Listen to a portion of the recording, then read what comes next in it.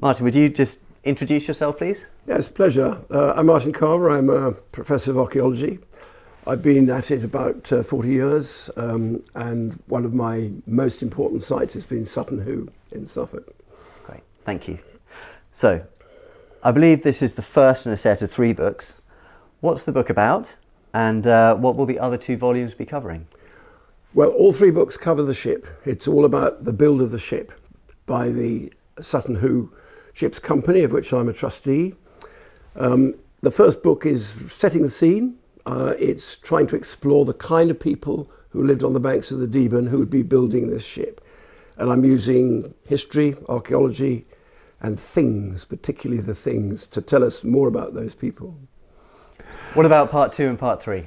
Well, the second book is going to describe the build, its problems, how we solved them, where we got the oak from, how the iron was made, all those techie details which people who love boats and love carpentry will really enjoy, I think. And then the third book is about the trial. So once the ship is built and launched, then come the reckoning. So it's got to be able to float. That's a good start. Then also after that, we've got to be able to row it. That's going to be very difficult, but we've got to try that. We're going to take it up rivers. We're going to take it along the coasts. We're going to give it a thorough trial.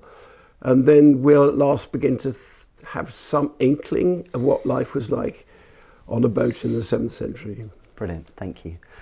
You've written many books, including about Sutton Hoo. Can you tell us just a little bit about your process, how you wrangle all the information, how you keep yourself focused and on track to produce something like this? Yes, I can. We, as an archaeologist, you have different audiences. So the first thing is to work out who they are and write for them.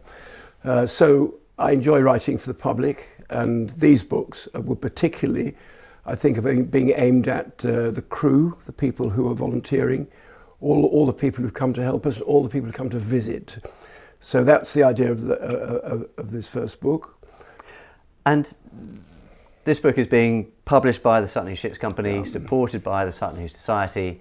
How important are those organisations to your professional life, but also to your long involvement with the Sutton Hoo site? Well, the Sutton Hoo Society was founded in my time for the campaign I led. They've been absolutely invaluable. They've looked after the public while we were digging.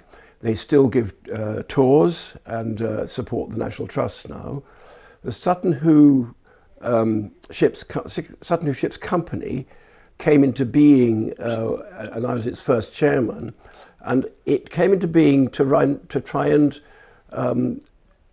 join the 2 worlds of popular communication and scientific communication together. We have a community project. That's what the Sutton Hoo Ships Company is running, but it must have a scientific output, and that's what I'm trying to achieve. One final question is, why rebuild the Sutton Hoo burial ship? Well, there are good research reasons. It's the only, more or less the only find that was discovered in the Great Ship Burial that hasn't been reconstructed. So all the rest have. If you take something like the helmet, it was in about 100 pieces. And they produced a helmet by looking at other helmets and also fitting together the bits. That's just what we're doing with the ship. We're producing the ship by looking at other ships and also fitting together the timbers that must have been there. So it's the same kind of idea. British Museum did amazing reconstructions, but they didn't particularly want to include this one, so we're doing it for them. That's a reason. The other reasons are to do with maritime archaeology in Britain today. I think it could do with a bit of a boost. And I mean a boost in the public sphere, not amongst academics. Now they're pretty interested in it. I think the third thing is that I want to try and see this boat on the rivers of England. The 2 purposes there are to popularise rowing, nice healthy activity, and also to draw people's attention to the rivers, which all need more love and attention.